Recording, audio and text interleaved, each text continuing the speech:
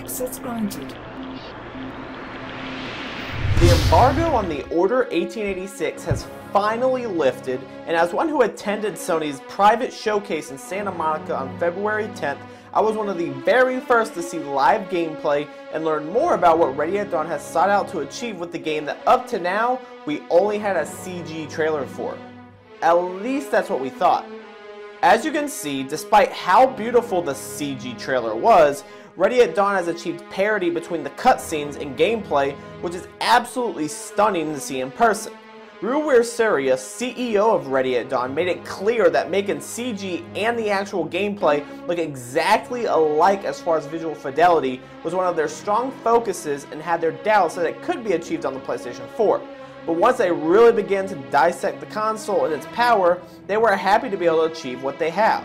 The gameplay you are viewing takes place in the district of Whitechapel, known as the slums in London, infested with various brothels. While details remain somewhat limited, what you are seeing is what takes place fairly early in the game.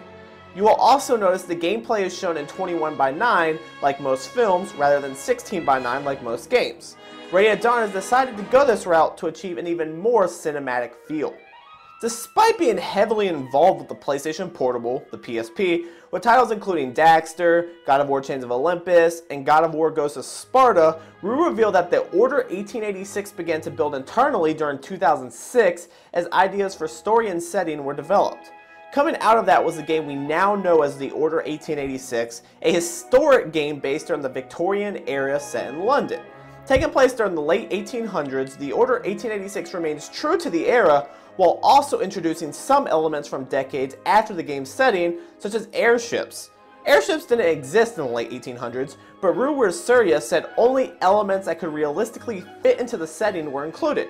The airships were shown in the demo I witnessed, and I can verify that the game remains authentic. What I find to be truly amazing is the Order 1886 also integrates weapons that didn't necessarily exist, but contain only technology and parts that did therefore make them very plausible.